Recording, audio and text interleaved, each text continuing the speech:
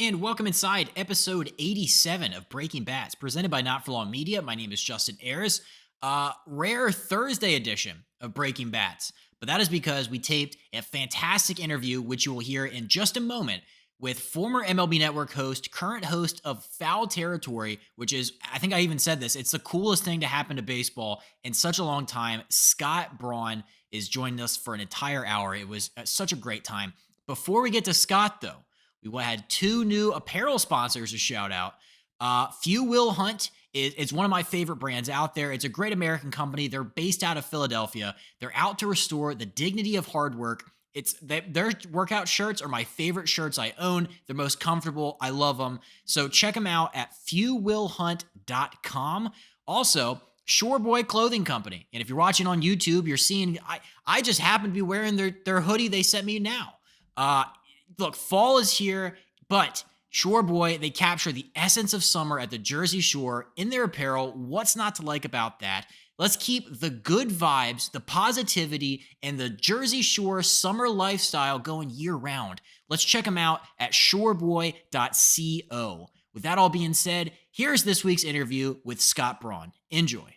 We are now joined by a very special guest, Scott Braun. He is the longtime host of MLB Network. He now hosts the Foul Territory show, which is fantastic. I watch it every day. Scott, thank you so much for being on here. We were just catching up before this, but it's great to see you. And how are things down there in Florida? Thank you, Justin. Hello, Kait. Appreciate the hangout here. Everything's great in Florida. Going well. I mean, I was just up north for some shows, and it was nonstop rain. Although it's raining here now, so now all my co-hosts are just making fun of me that I'm bringing bad weather everywhere. But living the life, yeah. Just enjoying the balance of doing our shows both in the home studios and then doing a lot more travel in year one of the launch of Foul Territory too, and just talking baseball with my friends. See, I'm gonna have to stop myself. Can I curse on this show? Some shows I can, some I can't. So I'm like, yeah, just shooting the shit with my friends, and everyone else played the game. I'm just like the point guard, traffic cop, media representation. So I'm loving it. It's been really fun, and it has exceeded expectations. And it's something I want to be. Yeah, it's not part of something I'm proud of, but also just part of something that I would actually consume myself, which I think was important for me in my next step when I left to join these guys. No doubt, especially like the allure of like building something from the ground up too. I mean, we're going to talk all about Foul Territory because it's such a great thing for the game of baseball, the way you guys are doing it. I want to go back though, because I watched you for so many years on the network, MLB Network, and I always saw you as like this great, like jack of all trades. I mean, they had you doing like MLB Tonight, hosting shows, digital content, calling games. Like, how much pride did you take in your ability to just wear so many hats and do so many different things? Can you call them back so I can get a raise out of it?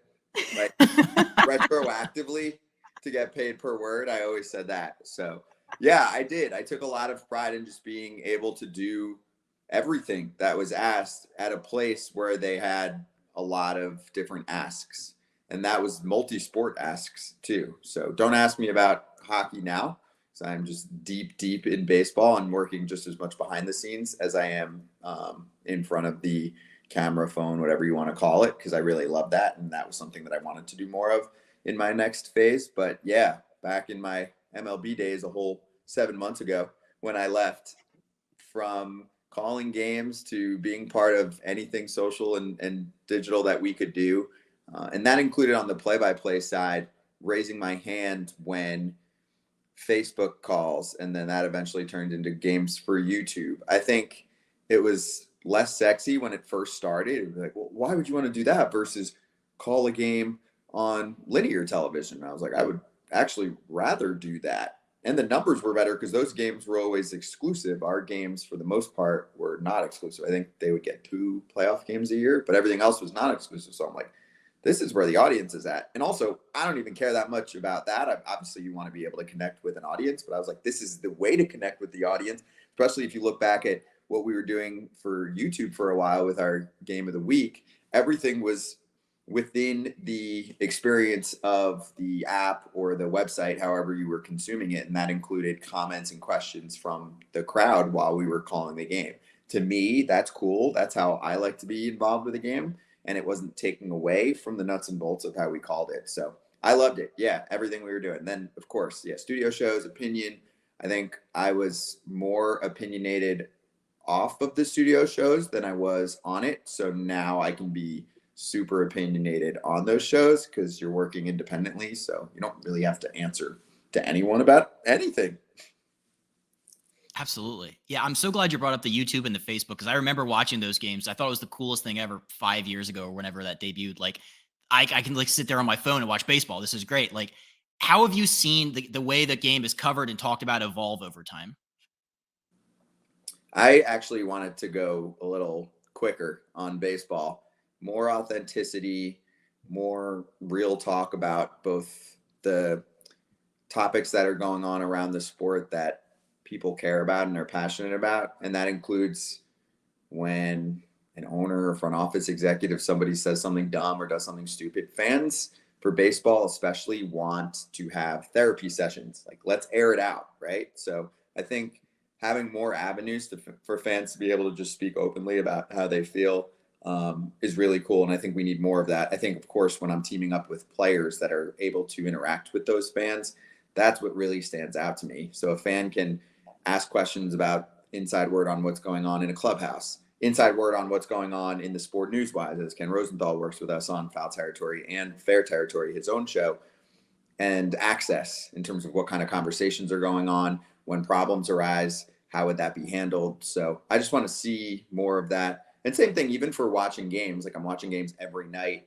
after our shows while I'm working. And I do feel like we need more in terms of the alternate broadcasts. I know it hasn't really caught on much in baseball, but I hope it does soon because I feel like there would be other cool combos that I would love to hear. The traditional game calling has been the same for decades and decades, and that's cool. And that's great for most people. But for me, and I think this stands out when maybe it's not your own team, like you use the easy example of the Manning cast.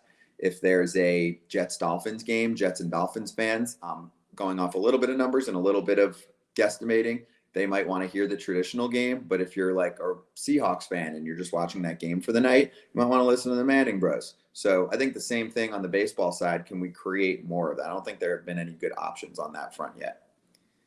Yeah, I think the only one that like stands out to me is John Boy, that they do that sometimes on Yes. They'll have them like alternate. And I feel like that kind of gives fans, because they're so fan driven and they like take questions off Twitter and they say, like, what do you guys think we should ask Aaron Boone today?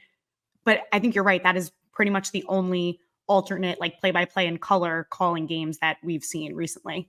Yeah, that's like your fan perspective, and they do a great job. So that's why for me, I'm like, can I get more of that totally uncensored player, manager, front office, if there's former front office people that'll actually speak their mind. There are some. I love Jim Bowden, some guys like that, Duquette. But getting those kind of conversations while a game is going on would be pretty cool too. So I think we'll take steps in that direction. I think in general, and this is part of why I was so excited to be a part of Foul Territory, is that I feel as if football, another planet, but basketball even really past baseball in terms of cultural relevance, in terms of being cool, giving people what they want, fan interaction, and stars, of course, shining with the relationship that the league and the players have, say, with the NBA, but then also shining and saying, hey, I'm going to put in the time to do my own show, to interact with an audience, right? To start a media company.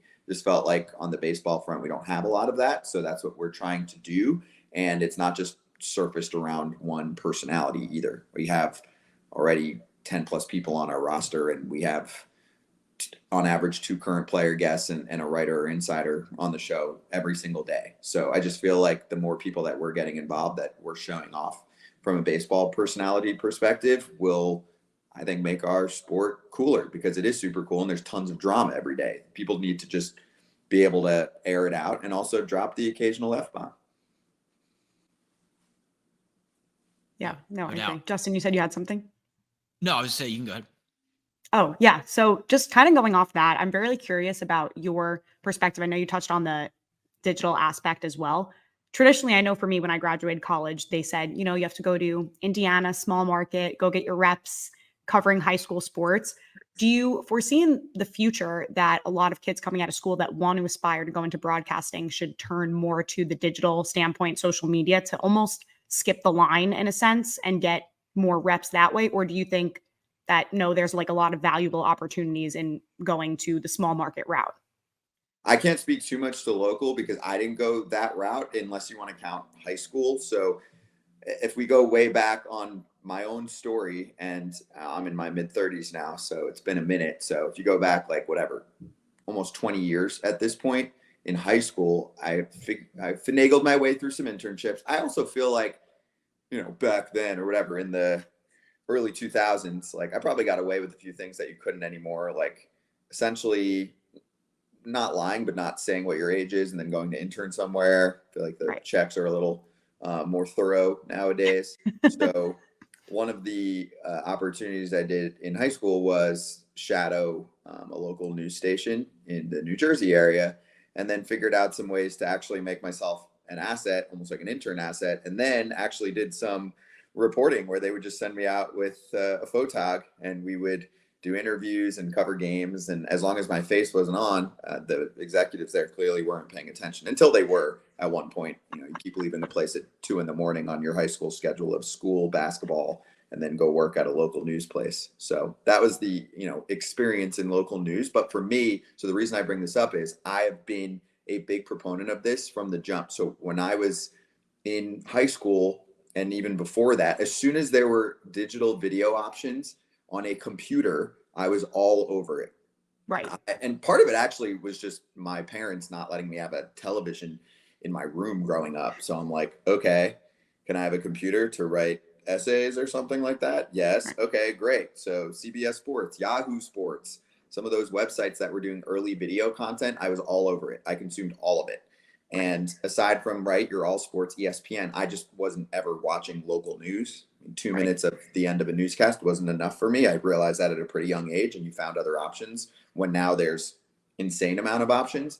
So I gripped that early, and I used that, I would say, passion for consuming on digital through college. One of my first work opportunities, which I caught on at the end of school, or maybe a year or so left to go at college in Miami, was working in the Fort Lauderdale area for CBSSportsDigital.com, turned into working with them on the TV side. Same kind of thing popped up, ESPN.com, turned into the TV side. So I took that route very early on, and then even was converting some of what I was doing into the digital and social route. So, and this is how you can tell that I'm more obsessed with the behind the scenes than I am, I would say, even with what I'm doing, on a show and talking on a mic. So at the Chatham facility in Cape Cod, I called games in the Cape Cod League for a couple of years. And after my first year, we were doing kind of like, it was like internet/phone radio calling the games. And I was like, well, let's put everything on YouTube, which was pretty new at the time, because I think this was like 2008 or something like that. YouTube, I think, was early 2000s. So let's put everything on YouTube. Let's put everything on Twitter, our pregame show, the game, post-game show, all of that. So, and then we created what was called the Chatham media team. So I was pretty aggressively looking to do those things a while ago. So long story short, or short story long, I would definitely advise that. I try to make myself as available as possible because I travel so much, to do a phone call and connect with aspiring media personalities, or whatever you want to call it. Not even just personalities, people that want to be in sports or media. And I give them these ideas all the time. And I feel like even for me, talking to some people that are half my age now and trying to act like I'm a dinosaur, I'll bring some things up, some sites that where I'm reading or consuming content, and be like, oh yeah. And I'll be like, well, who's doing content for them? They'll be like, I don't know. I'll be like, well, have you looked into it? No. I'm like, well, you should. That's another avenue to go down. I think one of the new ones that pops up for me over the last like 3 or 4 years is, hey, are you into betting content? Yeah, a little bit. Well, learn some of it. And also keep in mind that a lot of the sports books now are bringing in content that goes beyond just hard bets on the game, right? It's just talking about the sport, because also the conversation keeps getting mixed together, right? Yes. Like something happens, it's a bad beat, but it's also like, I'll give you a perfect example freshly from our show. Seiya Suzuki drops a ball in right center field, could cost the Cubs their season. Eric Kratz eloquently stated how it was a bad beat for me because we have a a weekly promo we do in the BetMGM Sportsbook app, and they boosted our odds for a parlay that we did, and it was part of a Cubs money line, so we had a bad beat, but he was like, the Cubs really had a bad beat. So you just hear those conversations all mixed in now, and I do love me some betting content. So there's just a lot to explore now. There's so many more opportunities for young people that want to get involved, and yeah, you don't have to just go to bumblefuck to figure out your way through a 2-minute sportscast to get to where your ultimate goal is. Yeah, I think that's so interesting that you were so ahead of the curve. Like, I'm very impressed by that you were like consuming that at such a young age too. Did you I was always so know aggressive. that's what you wanted to go into? Yeah. Okay. Yeah. Age 10. Yeah. When I was little, I was like super, what am I doing? Not like intense, crazy, just more of, hey, if I'm sitting around and there's any dead time, I like to be doing something that's like looking ahead to a goal. I'm not like that anymore. I got too goal oriented. That'll drive you nuts. But at the time, it was fine. I didn't know any better. So for me, yeah, age 5 to 10, you want to be in the NBA, you think you're the shit at basketball. And then age 10, people are dunking on you and you're like, cool, I'll stop at high school. And I just gripped to broadcasting, studying it, speaking to broadcasters, cold calls, emails once that became available, and just got my hands on anything that I could do. There were a couple programs in my area that I latched onto, like a week, kind of mini camp. And that's how I kind of got into it. But I was super aggressive. Not like the annoying, I'm going to keep calling someone or whatever, just more of, hey, anyone need help kind of situation. Just happy to be there, pulling some cable or whatever. And then, hey, you want to help us with this? You want to do talent stats? You want to be in the booth? Hey, this kid's good at helping me spot. I'm doing play-by-play for the radio. So it was that, just organically getting in there. No family in the game or anything. Just being available. That's awesome. Justin, go ahead. Okay. I'm so fascinated by this because I remember reading the press release that this day back, 7 months ago, Foul Territory show is being created, Scott Braun, rotating panel of hosts. Can you tell me the story of how Foul Territory came together and how you're able to assemble this rotating panel of excellent former players? Yeah. And also while I'm doing this, I'm just realizing that as usual, I'm abusing technology. So I'm going to keep the charge going so I don't lose you all. We actually, who was it? So because we have multiple shows, right? Foul Territory is your daily 2-hour show, gets split up content wise into, pod and everything else, but for live streaming purposes. And then we have Fair Territory with Ken Rosenthal. Okay, I'm good. And then Legends Territory, which is one of my instant favorites with the former players because they don't give a shit what they say anymore most of the time, which is awesome because you're like, what really happened when this went down, right? When Jose Bautista got punched, like Russell Martin coming up soon, Jonathan Papelbon on his little scuffle with Harper, are they still friends? Like the real story. It's almost like getting a 30 for 30, but quicker, right? In like a few minute answers for our generation. But as far as the start of this is, in my mind, years of research, boots on the ground, at ballparks, in clubhouses, talking to players all of the time, and hearing the same thing over and over. Our sport's super cool. There's a ton of drama. It's every day. You're hearing stories. You're hearing about what players are doing and how they're consuming everything. And also fans, right? Like everyone's just buried in their phones. And I'm just working mostly in a TV business. As we went over, I would raise my hand for all the digital and social opportunities that were there. Huge podcast fan, have been for a while. Actually did a pod in like 2009. I was on another show recently and I actually went through the archives for like the Huffington Post. It was only available on computer. Crazy. But anyway, so with all of that, finally just said, fuck it, and started bringing a team together, both in front and behind. Right behind is, hey, good producer, editors, and guest bookers, and social media team, and everything else. Like if we're going to do this and I'm going to leave a dream job that many would say, then let's really do it. Not just, be in our basement and be on a Zoom call or something. I'm like, I want to make it like a full-fledged network. I want the respective players. I want to be able to be a megaphone for players that come on a show. A la, McAfee with Rogers is an easy example. But also there are a ton of awesome media companies out there right now that are mostly driven by athletes on shows. So I Am Athlete, which was Brandon Marshall's group, and New Heights with the Kelsey brothers, which obviously are really having their moment right now. But there's dozens that have done a phenomenal job, and there's really not much to look at on the baseball side. So I was like, let's do this. And then you start getting the right people together.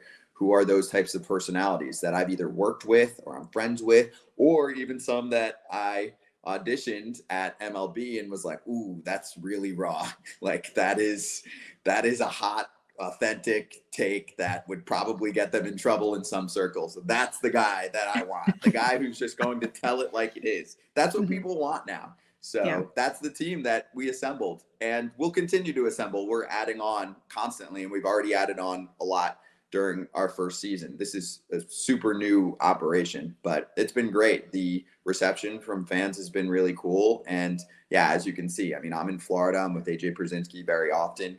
Anyone that's listened to him in his broadcast life or remembers him as a player says, yeah, that guy is not going to give a shit what he says. That's who I would want to listen to for a real conversation and asking questions to other players. That's the thing that I think we miss too, is like the player to player conversation. When I was at MLB, it was the same thing. Sometimes you just get such great answers, and I'm like, what about unhinged answers now? So I think once we start doing that, you have someone like Eric Kratz, who's selfless as hell, backup catcher, embraces that role, Robin to Batman for a Pierzynski or a Todd Frazier or an Adam Jones, Brock Holt, Jason Kipnis, Lorenzo Cain, Ken Rosenthal when he's on, right? You just start adding up your dream team in my mind of really what I would want to listen to and the people that I would call about hearing takes on the game. And that's how it came together. I mean, people have to give a lot of time too, but here's how we can combat that. Can we create an environment at their homes or their second homes or their man caves or whatever they want to call it, right? And build them mini studios. And do people care? Like, do they have to be in a proper buttoned up old school studio? No, of course not anymore. Not when they're doing a talk show. If they're calling a game, that's different, but we're not calling games. So I think that's the model that we set out to create, and we all huddled up on it. And it just was a domino effect. The domino effect included those conversations with players over the years converting to, hey, I know you always talk about how you actually want to have more of a platform to open up. Will you come on a show if I create that? Like if I jump across the river to a side like this, will you actually come on? And those answers were a resounding yes. And they have lived up to their word too, with players coming on and being themselves. Because I mean, we've had over 200 player guest appearances so far this season. So all of that's happening. And I think it's created quite a few viral moments in the sport that have popped up, which I'm all about, because none of those moments are like incriminating moments. They're just cool, and they're the conversations that are going on. So the more attention to our sport, the better.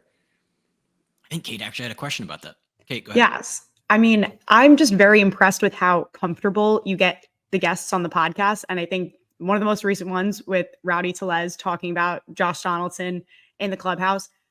How do you kind of really make sure that the guests are okay with like just speaking basically unhinged about whatever they want? Because I have to say, I was very shocked that he said that, but I loved it. Like, I mean, I feel like exactly what you said. It's exactly what the media wants. And nobody really would have heard about that conversation. Like no reporter is going to ask him that question. So I'm curious how you guys like really come up with that.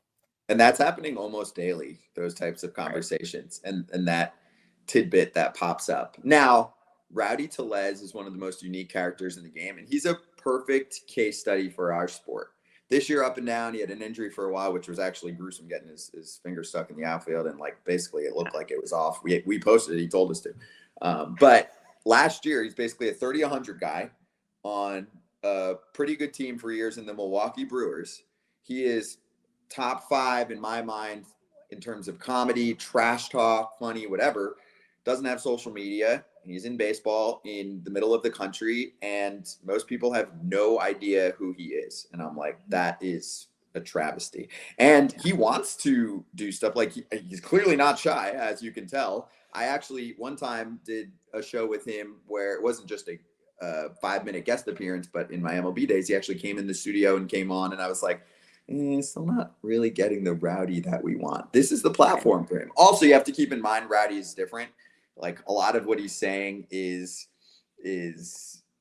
sarcasm and some bullshit mixed in, and he loves to talk trash with our player hosts and then kind of take us inside what's going on with others. And that's what he did with Donaldson. Like, you know, he said, hey, and said some choice words, but this is all in good fun. This isn't like, hey, dude, this is my clubhouse, right? This is like, hey, dude, I don't care who you are. What's up? Like, say what's up to everyone. And Josh is like, they know who I am. Like, that's the good shit. That's what you want to hear. Like, how is it when a former MVP comes in and he, you know, basically got cut by the Yanks and all of that? I think some people probably took off with it and were like, see, Donaldson's a jerk. That's not what it is. As you saw 24 hours later, those two are like hugging and dancing as they're celebrating a division clinching party, right? So I think those conversations are really cool. And we're getting a lot of that. Like one other that stands out that gets brought up a lot this season is, and it happened, we didn't know the story, it just happened organically. Pete Alonso comes on and tells us about the poop homer where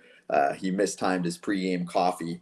And I got a kick out of it because I did so much stat and analytic oriented content. And I still, you know, will bring that to the table. It's not like we're get off my lawn crew. Like there's plenty of new age shit going on. And like Kratz is super into numbers and very good and on point there. So at the same time, like sometimes you're like, oh, you know, Alonso sitting first pitch slider because Hunter Green will throw that X% of the time and blah, blah, blah. And it's like, nope, actually just had to go to the bathroom.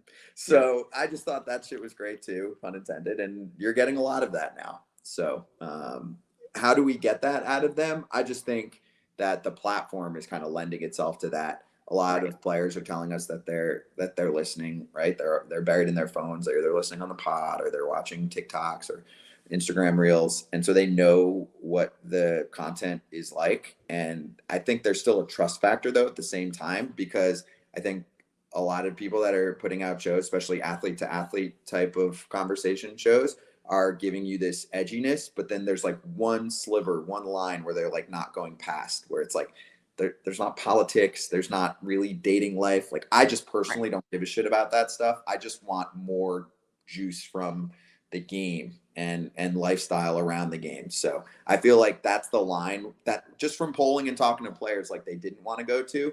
And again, like we don't have rules. So if a player goes down some avenue that they want to go down and they want to be able to voice their opinion, besides politics, fuck that. We're not talking about that. There's enough political shows. But like anything else, they know that they can do that. So, but they also know that they're talking to like their friends that were part of this super exclusive club of making it to the big leagues, and they can open up that way. So that's how I think you're getting more of this coming out. And I think it's also liberating for them because most guys that are coming on the show are like, oh, I can speak differently.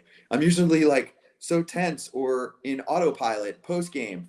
Hey, how did it feel in the 8th inning when you got that hit? Oh, it's great. You know, we're just taking it one game at a time and doing our thing. That was the other thing is, and a post-game interview on the field's different, but just a lot of conversations with current players over the years saying that in most of their interviews, they're in complete bullshit autopilot where they just say this over and over. And I go, understand what you're saying, but that is really bad for the game.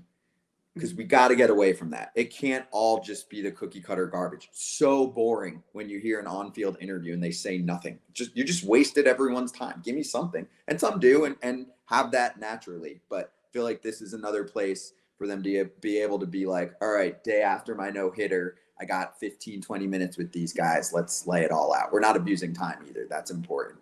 There's games every day. This isn't, when you say podcast, some guys also get scared away, not from like what's going to be asked, but is this going to take an hour? Like, no, we're not doing that. We're aware of the time. It's more like digital TV.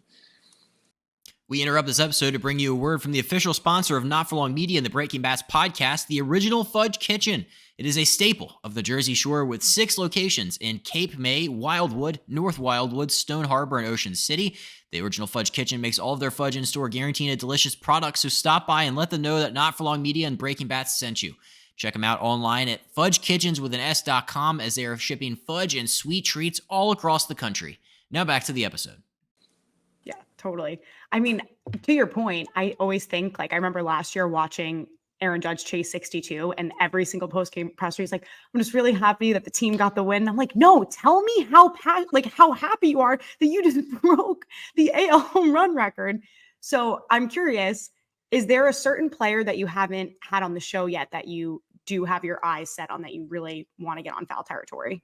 I mean, easy answer is just like a few more of the faces of the sport, right? So like, because this is where things get really interesting is a lot of people want to hear a different side of Mike Trout. I think people are starting to get that, of course, with Mookie Betts, and he's doing his own thing with the show too, but we had him on and it just sounds different from the other times that I've spoken to them in my life, because I covered those guys for many years. Mike Trout talking about his pitch to keep Shohei Ohtani. This was a few months back when they were in a better spot. Mookie Betts talking to us about how he actually really wanted to stay in Boston, wasn't super into switching coasts and all that, didn't know much about it, and like, but giving you the real talk on it. And then our players like joking around like, yeah, and then they threw you 400 million or whatever they said. He's like, hell yeah, I would have stayed, just that kind of shit. So I would say Judge, absolutely. And I think there's a comfort level too when players sign long-term contracts. Sometimes you'll see that a player who's early on in his career is just a little more timid, and that could be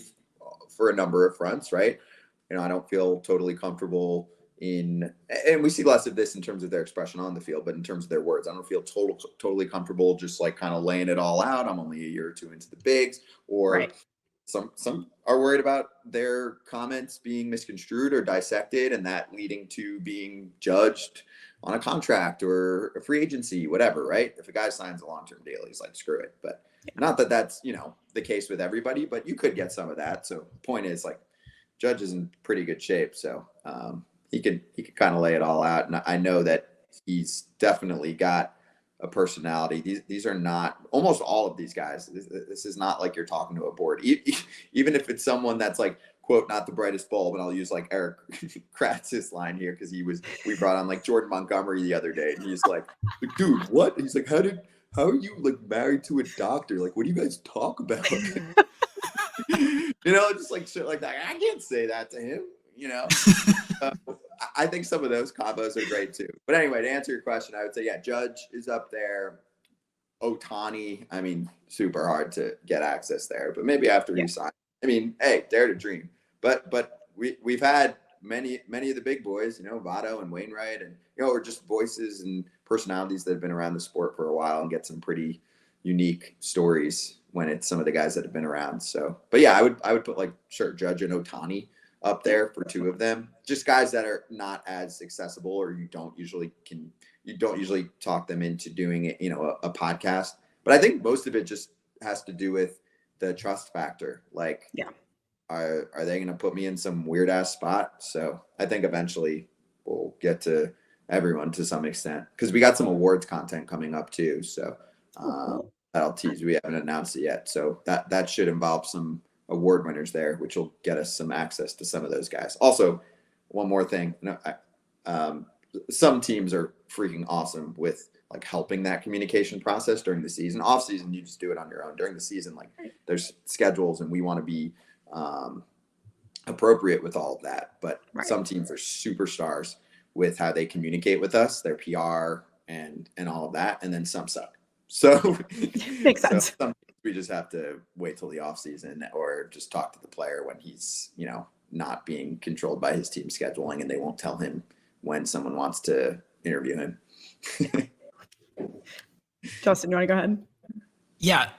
You mentioned Mookie Betts, and it's so cool what he's doing in season, like being a host of a podcast, having his friends and teammates and guys around the league on.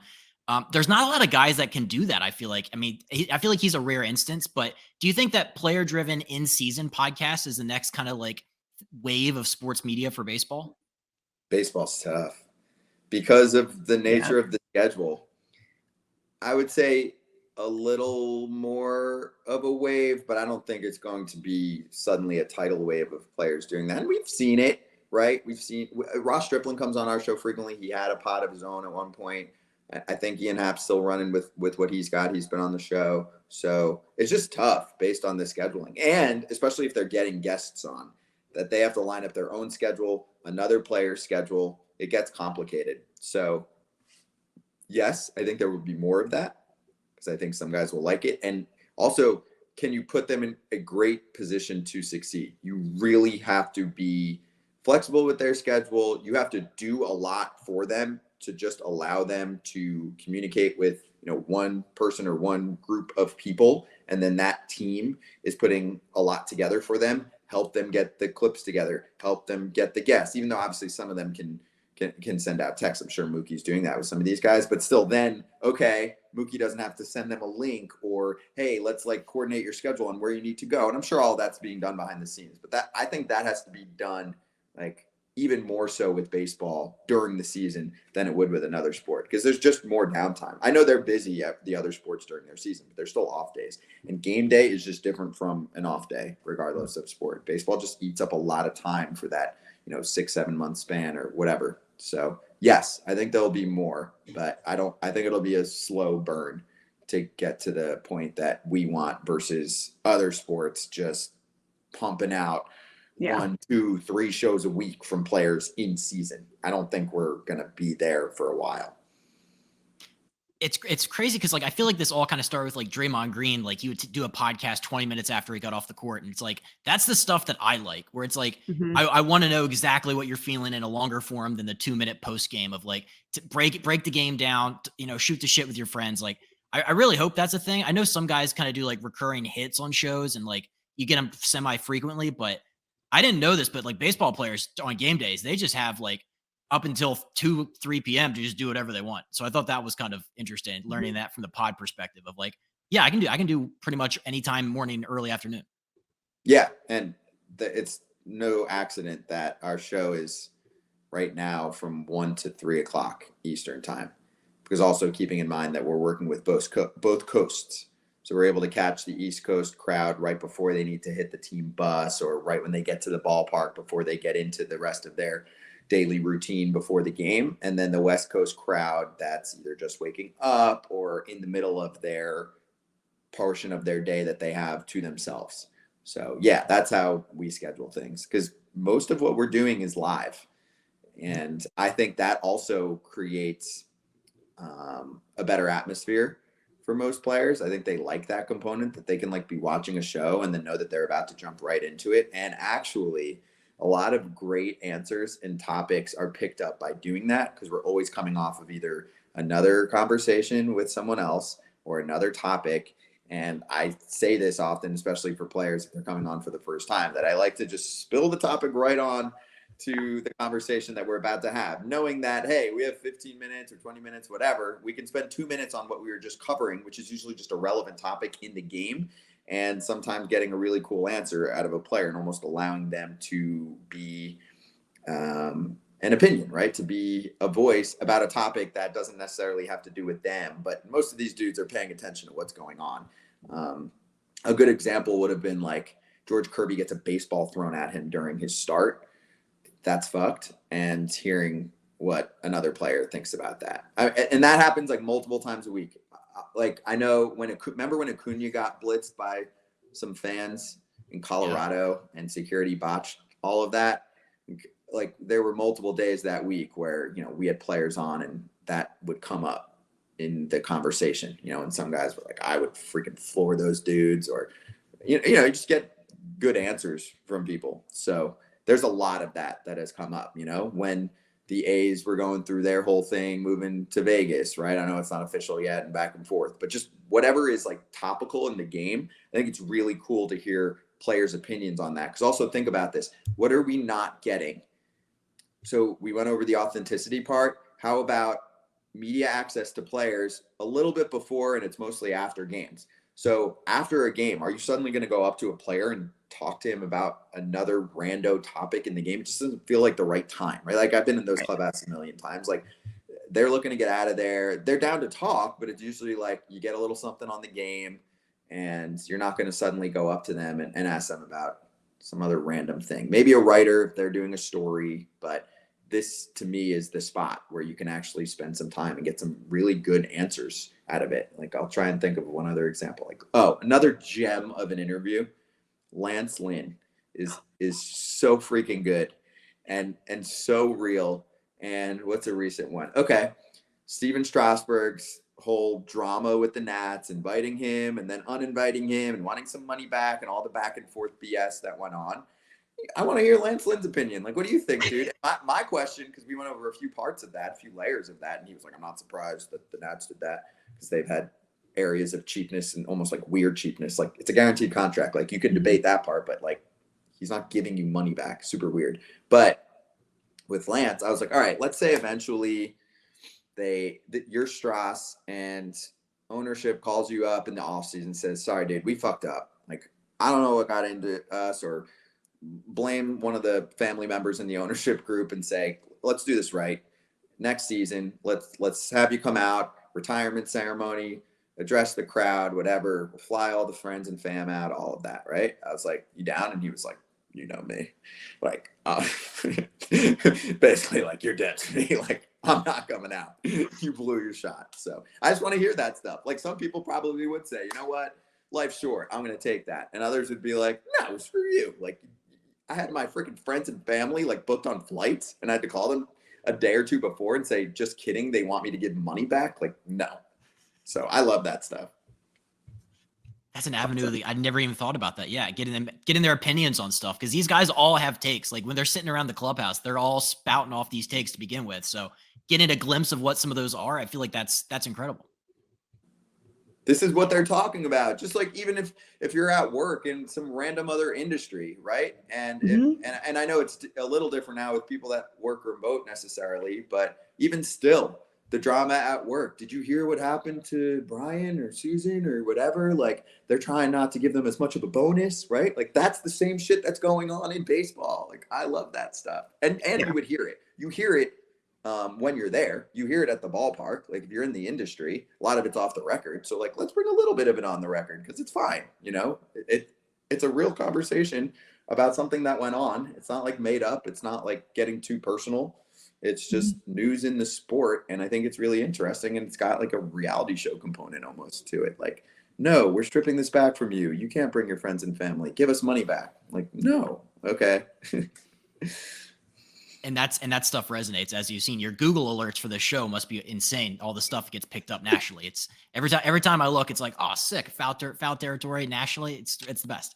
I did, because you mentioned the fact that, you know, in this role, you can kind of speak your mind. You're a little bit more open on topics, like personally giving your opinions on stuff. So we had a couple like national baseball things that are going on. We'd love to get the Scott Braun unfiltered take if we could. So the first one is like, and I've had this debate with my friends and Kate, it's just like, which of the like playoff teams that we're like looking at right now are like actual legitimate, you can close your eyes, see them as World Series contenders. So if you had to pick maybe like one or two from each league, like out of the playoff teams, like who's legit, Scott? National League, obviously, we're all going to say Atlanta, despite some of the starting pitching injuries. Also, by the way, am I still good? My connection? Yeah. Yes. I'm good. Braves are easy. This was a dominant season by them. It sucks, that we'll see what happens. I mean, Max Fried should be back for the DS with the blister. You never know. Like, if they suddenly said, it's not healing quickly, like, no one would be surprised. We've been around the game for a while, but I mean, their offense is insane. I think their bullpen, I actually feel like their bullpen, just based on my guess or my hosts that I hang out with on the show, like, they were like, they're a good bullpen. I was like, it's a pretty, I would say, pretty elite bullpen in my mind. There's some depth there. And I'm a big Pierce Johnson guy and what they did with him, for getting granular on it. But anyway, Braves are one. And if I have to pick another in the National League in terms of a threat.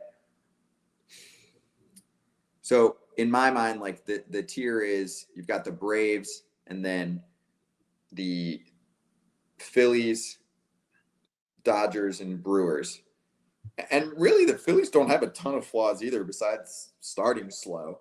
So I think a lot of people in the industry think that if the Braves are going to fall, a team like Philly could do it to them again. The Dodgers have like a little bit of the pitching flaw. They just lost so many starters over the course of the year. So, but I guess my point here, Justin, is like, just on National League alone, like, I'm naming 4 teams that, if you told me made it to the World Series, I wouldn't flinch at all with any of those 4 teams. Are there higher chances, and can I rank them? Sure. But I think it starts to get difficult if I have to like take 2 out of those 4, if I'm doing a power ranking. So like, let's say Atlanta, I'll go Philly, I'll go LA, Milwaukee. But still, I probably am higher on Milwaukee than most, just because I really love the run prevention they bring. I just feel like the offense is a little short still in my mind, which has been the case for a while. It's better than it's been, but a little short. American League's a beautiful mess. I'm trying to think if there's any team in the American League that made it to the World Series where I would go, oh, no way. Yeah.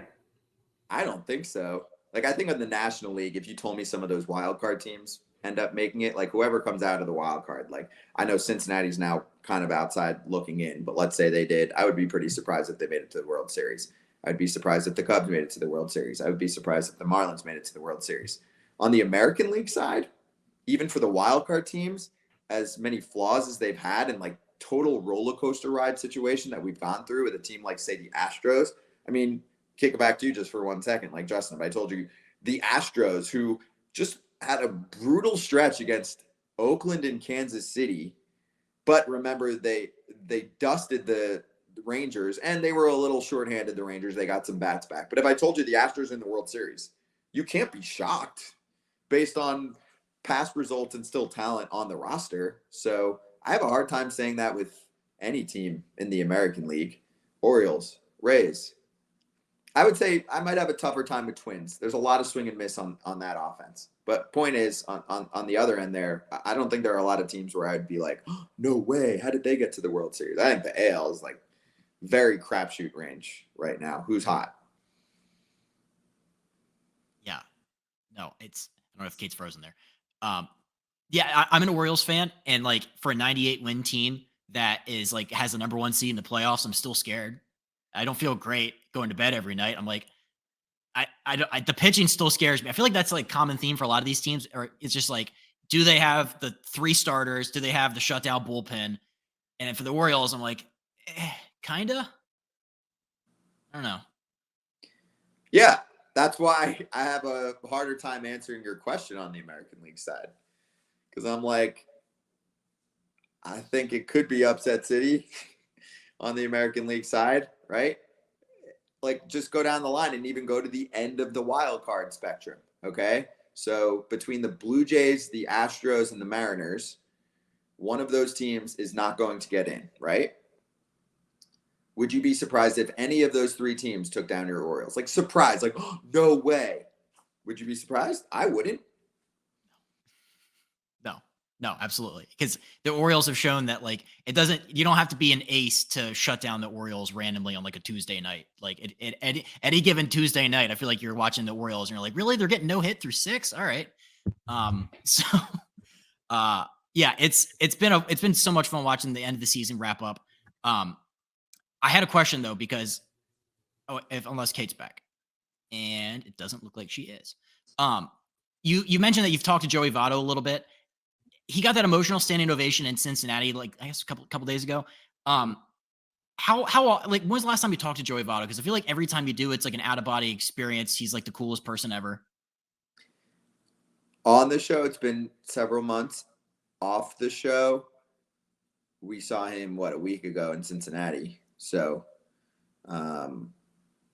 yeah, he is one of a kind. So yeah, we were talking to him the other day though in Cincinnati, and he was, yelling at us while we were doing the show on the field because he was taking some early batting practice, probably soaking it in case this is the end for him. So that was my question. Do you think it is the end? It's hard to know. I mean, I think that if he wants to play another year, a team would take him. Probably Cincinnati, you would think, after all that time, unless he's like demanding a certain level of financial compensation that they don't want to go to. So I do know that the Reds are not going to pick up his $20 million option for 2024. And I think no one's going to dispute that. But I don't know. It's hard to say. I mean, you look at what's going on there. And to me, just reading facial expressions, I'm like, maybe it's him doing that just in case he doesn't end up back with the Reds and does that like final season where he tries to, I don't know, play for the Blue Jays because he's Canadian. You've always heard that narrative. And then there's others that are like, how dare you say that? He's a Red for life, which definitely could be the case. So I don't know. It's hard to say. If I had to guess, I'm going to say he calls it. I'll say he calls it, but I think it's close. I think, maybe 60% chance in my mind that he calls it and 40% chance that he takes a couple months off and says, I kind of miss it still. And let me give it one more year. I think he comes back. I think one more run, fully healthy. Guy can still bang. It's great. Kait, you missed a little bit. We're talking, and I don't know what the last thing you heard was. That was just a wild thing there. I'm going to give you the floor in case there was stuff from 5 minutes ago that you wanted to ask, but you were frozen. Oh, yes. Thank you. Sorry about that. My Wi-Fi cut off. But I did want to ask about Juan Soto. So there have been some rumors that he may go back to the East Coast. Everyone's riding on that bandwagon saying, nope, he's going to come to my team. Where do you see Soto going, if anywhere? Or do you think he's going to stay with the Padres? I could see them trading him. I haven't dug too much into the offseason plans. I know, there's been some chatter about them cutting some payroll. And also I did see the comments from their CEO about how they're going to do some internal review. And this is the time to do that when you go through a losing season. All makes sense. I think they also looked at some articles, maybe. I'm sure they know what's going on, but there's some good journalism that was put out there by, the San Diego Union Tribune, and then Rosenthal and the crew at The Athletic about what's going on there behind the scenes. So I think that winning and talent can mask issues, and most teams have issues. Let's be real. It's not like they're the only team going through drama behind the scenes. If you read that story, and it's long, but it's worth a read on what's going on there, it does sound like there'll be a shakeup. Also, so a lot of people have said, including players that we've spoken to, like we had Michael Walker on today, like, oh, you can run that back next year and they'd be good. True. But guess what? Never going to happen. Why? Blake Snell's a free agent. Josh Hader's a free agent. Guaranteed at least one. I would say most likely both not coming back. So to answer your question about Soto, I don't know. Hard to pinpoint right now. I'm sure Mets fans are going to call for it. Yankee fans are going to call for it. Yep. I would say probably less likely that you would see Philly fans calling for it. I'm trying to think of who else on the East Coast would fit the bill of what the East Coast fans want. Not Atlanta, most likely, but where do you think he's going? If he gets traded too. I mean, easily could be asking for too much and they say, screw it, let's ride it out one more time. Yeah, I think the Yankees should try to get him because, I mean, they lost Harrison Bader, put him on waivers, and they haven't really addressed that corner outfield position in 2 years. And I think after what happened this year, this is a huge opportunity for them to actually go out. People keep saying like maybe they should go after Blake Snell, but I feel like from the pitching perspective, they have Cole, Michael King is doing well pitching, and then Carlos Rodon, as long as does a little bit better next year and maybe addresses some of the injuries, the pitching, they're not really going to spend big on. But I'm a Yankee fan, so I would love to see him in pinstripes, but I think they do need to address that corner outfield position because especially now that Jason Dominguez is going to be out for, I think, the first half of 2024. My hesitancy there too with the Yanks is how much it would cost to actually trade for him, being that he's not just a free agent and you can't just spend cash on him. And also his defense, I think, leaves a lot to be desired. And I think there's some front offices, especially those that are, quote, more analytical, that probably look at defensive metrics and freak out with a player like him. So I'm curious how the Yankees would evaluate that player. Sure. Would they take him for free? Would they take him for just straight cash? But then when you factor in, you're trading probably a lot of assets for a guy that you have for he's the free agent after next year for one more season. Starts to get a little dicey. Free agent class too, by the way. Like, it's okay this year. It's all, Ohtani's in a league of his own, and Bellinger's a good free agent. He got some good pitching. The year after, unless we get a lot of extensions, is going to be wild too. And I know obviously Yankee fans especially are not going to be patient. Like, that's cool. We'll sit this one out. We'll wait another year. Yeah. I'm not sure. But yeah, I could see the Yankees being in the sweepstakes. I just think on the Padres side, they gave up so much to get him. I wouldn't be surprised if they trade him, but I could see a trade not happening because the asking price is so damn high based off what they had to give up, and feeling as if they didn't get their, the playoff baseball run that they thought they were going to get for him. And then they have to turn that asset around after a year and a half and get, 33% of the return that they gave away. I think that would be tough for them to stomach if it's the same GM and crew there running it. Who knows? Maybe Preller's not back. So, yeah, it's a good question. But I think the other part that's going to blow up the offseason is, what side of the bed does Artie Moreno wake up on? Because sometimes he might wake up because he's just like on a whim makes rando calls for his toy that he runs, which then ultimately it's not his fault. He'll just get rid of people around him and blame them, but he's the one calling the shots. He's a total umbrella owner. But what if he decides, all right, cool, let's actually try and unload Trout this offseason? Ohtani's not coming back, things don't look good for us the next few years. If this dude wants to play some winning baseball, let's do it right now, because he's gone through some injuries, might have to pay some money down, but I think this is the offseason to trade him. Just rip the whole damn Band-Aid off and just put yourself on a different track. I know it's tough for him. He wants to market, himself around superstars. You would have that young core coming up, which they've actually done a nice job of getting some guys pretty quickly to the bigs that have done well. But I think that could be a massive storyline. Imagine, remember, we started this season with Trout Ohtani in the WBC in that matchup, and you might have that culminate with an offseason of where's Ohtani signing and where's Trout getting traded. That would be cool. Yeah. I could see Trout going too. I mean, again, I feel like it's going to depend on what he wants for the remainder of his career. Does he want to stay an Angel, break a bunch of those records, or ultimately be on a postseason team? This is a good topic for the sport. This, we went over some of the media side of our sport and where we think we could do better, right? As a group, talking about players and media companies and all of that. I think also as a sport, it's not like you can necessarily do a ton to affect this, but it sucks when you have the best player in the sport playoffless, not on a national or international stage in October. We went through that with Trout for years. Now we just went through that with a half decade of Ohtani, just using the basketball comp. They don't have that generally, right?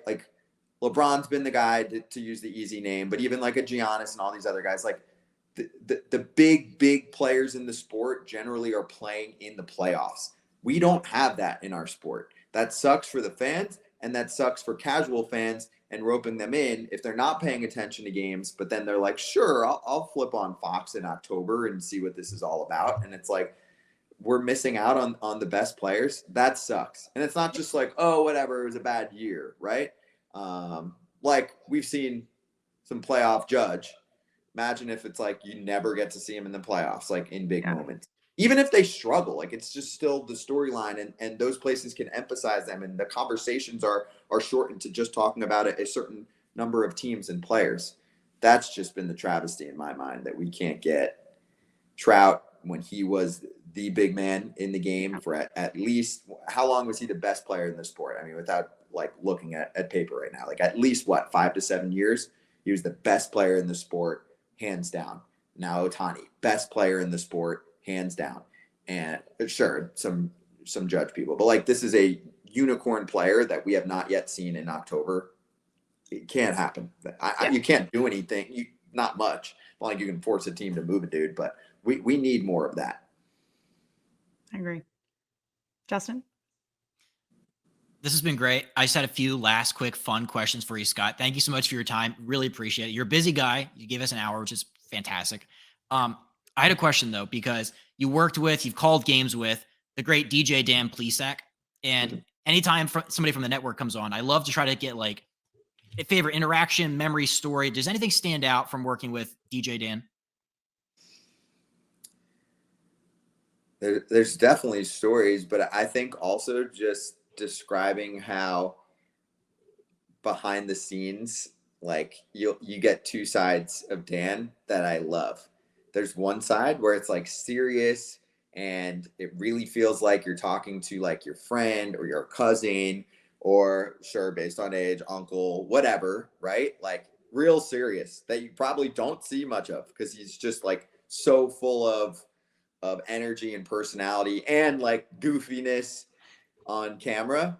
But then you still have that too, where it's like we'll be in a commercial break and all of a sudden like he's just on one of his bits or on one of his rants, or he's really friendly with the crew behind the scenes, which you always love. Like I guess when you look back there, like me, I was like always making sure like, all right, what are we doing coming up and all of that. And TV's different, right? Like it's not like most of what we said wasn't quote scripted. Like Quick Pitch is very scripted, but most of the other shows, like you're not looking at a teleprompter much, which is cool. But like you have to know what's going on. Like, oh, we're going right into a game for a live look, right? Like there's just a lot going on. So sometimes I wish I could be like more friendly during commercial breaks with the crew, but then I'm just like laughing at Dan doing that. So I would say that stands out. I probably need more time.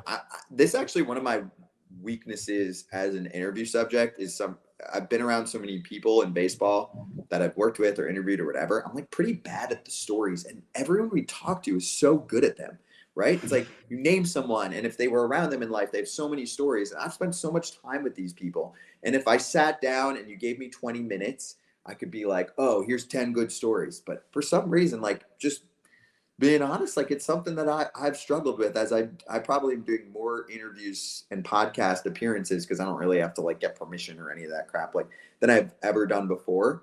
And I have to like think about it more often to come up with stories. So it's easier for me to just maybe it's a bad memory, but when I think back, like I'm better at like giving a glimpse of what this person is like behind the scenes. So and with Plesac, he loved calling games too. I just remember that. Like we did plenty of studio shows together, but when I called a game with him, it was super fun and he made it easy because like he could definitely carry it for a little bit. And I was one of those guys where I'm like, yo, I could disappear for quite a few pitches here. You're a pitcher, got a massive 8th inning matchup in a 1-run game and there's 2 on or whatever. Like, go ahead, dude.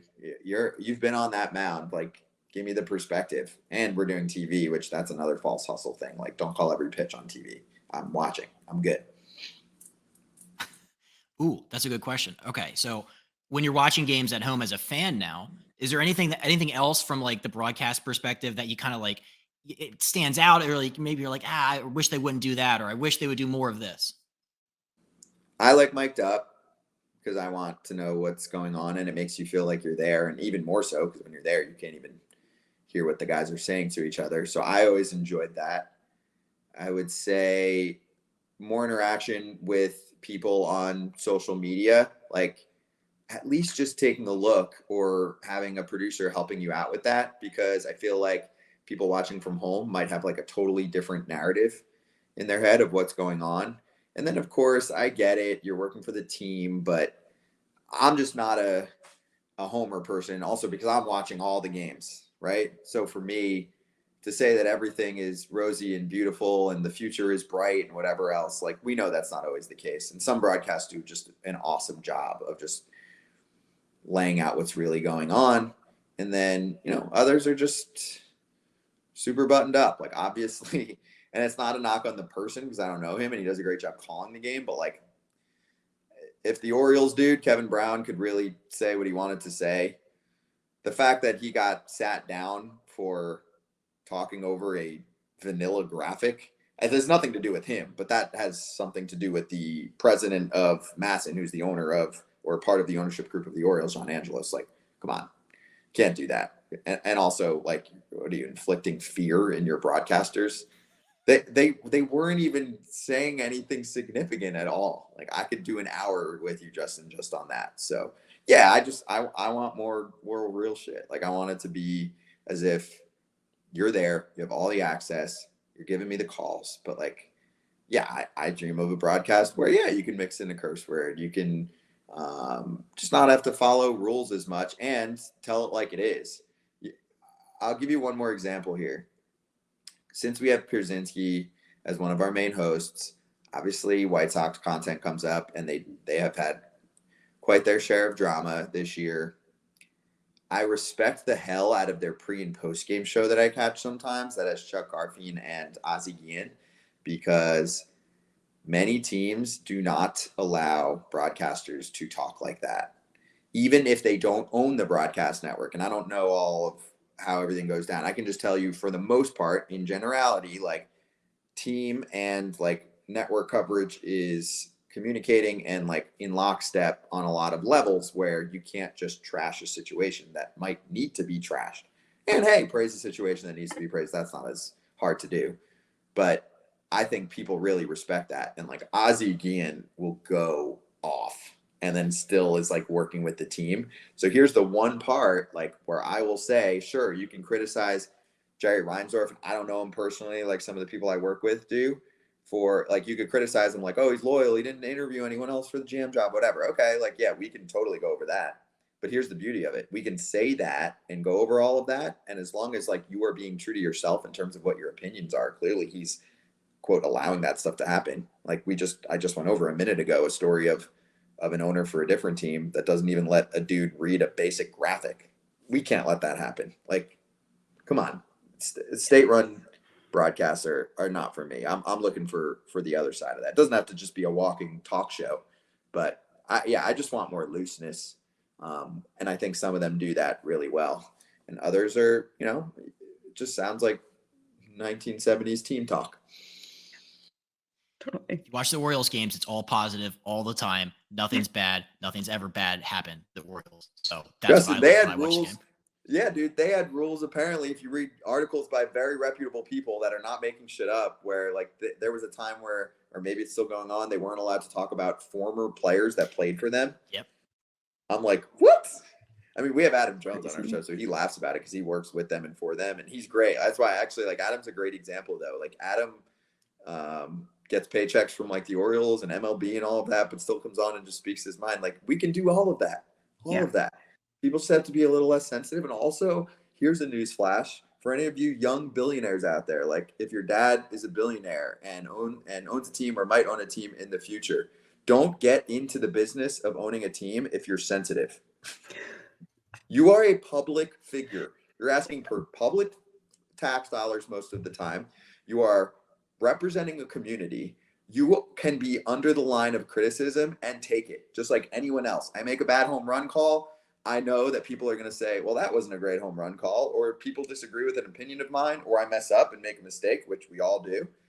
Like, cool. You know what you're getting into. Do not think that you are so high above everyone else that you can own a team. And if anyone says shit about you, like, you're going to try and punish them. That's ridiculous. Then don't own a team. Like, get into the waste management business or something, random behind the scenes.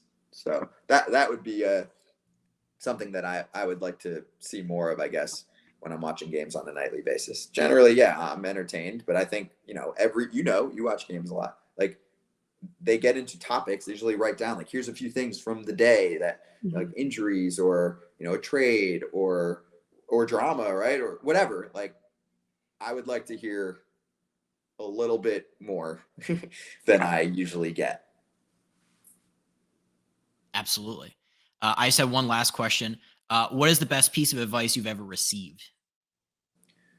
Early on, when I was just trying to crack the industry in any way, it was to just take on any role, which I think is part of how we started this conversation, where it's like, hey, can you do hockey hosting and this and that? It's like, I haven't before, but yeah, I mean, I don't have to go to medical school for years. Like, we can figure this shit out. So you go back, like, I always use this one as a joke because I was interning for ESPN radio freshman year of college, and they were like, hey, there's a dumpling eating contest. They want us to cover it. Do you actually want to go out there and do reports like on ESPN radio? And I was like, yeah. Like, Sure. who would say no to that when you're trying to get into the industry and like you're working somewhere? It's like that, or drive their like stupid van around and like run errands. Obviously, I want to go do that. Yeah. So I think just saying yes to opportunities, and then almost the same advice later on in life of not saying yes to everything. It just in general. So I think that's something that I've worked on balancing, work-life balance, and also just allocating your own time and efforts towards what's important because you only have so much time in the day. Because that's the one thing like we didn't get into too much, but I'm doing a ton behind the scenes. Like I am part of this company in sales and social media and production and development and distribution deals that we've got going on right now, right? Like there's a ton. I'm spending more time for sure behind the scenes. I mean, I'm watching games in the background, I'm reading articles, but I think that part of it has me going like, all right, sometimes you got to say no to things that you used to be like, sure, I'll do that. So just allocating time correctly so that you can breathe and get a few hours a night to sleep. Yeah. Definitely need time to turn it off. I know exactly what you're talking about. Yeah, you're on it 24 hours. You're like, hey, let me just like hang out and just do nothing. Yeah, I go to raves. That's been my escape the last like 5 years. Like I go love to it. raves. Many of my good friends now are in the music industry. Just have found like a really strong connection with people that are my age that have gone through like a very unconventional path that are like say music agents repping music artists, and I can go hang out with them, but it's not my job. So go out with them for a few hours late at night, go to a concert, show, whatever. Like that's turned into an escape for me. So I think that part's important too. I have a lot more to talk about like off the field than I used to. Like I was just once I got to MLB when I first got over there, like it was just grind it out mode, and then eventually it's like, all right, you can do this and still mix in some life. Now it's totally different because I've got more control of my schedule, putting in more hours into what I do every day based on kind of having multiple roles within this company. But at the same time, I have like a more concrete schedule, which I actually value the hell out of. And that's important too for most people that want to get into sports, like nights, weekends, the whole deal. Yeah. I'm ready for it. I worked most of those for a long period of time. And also, guess what? You're allowed to say at some point, not for me. Like you can go into this. This is good on the advice front, right? You can go into this, put in your all, and then like you're 25 and you're like, you know what? I've missed every wedding and everything, and like I don't want to. Like, and that's okay. So you can look for another job like in the industry that will fit your schedule a little bit better. You can switch industries, which happens all the time. Like just because you set something at some certain age or took a major or something like that, you don't have to do that. Like I will say, like I so value that I have like some weekend time to be able to work on my own time, and we don't have shows generally on the weekends right now. Like I just haven't had that ever in my adult life, and I value that. Like I am making up for lost time with some friends and family and just spending some time on my own, and like that's okay to talk about that. Like it's cool. I still work my ass off. It's fine. Dang, this has been incredible. Scott, thank you so much for your time. Kate and I both thoroughly enjoyed this. Foul Territory, I love listening to it on the podcast front. I love watching it every day on YouTube. So like I said, thank you so much for your time and really appreciate it. Justin, Kate, great conversations with you. Appreciate it. Let me know if I can be helpful, and good luck with the show.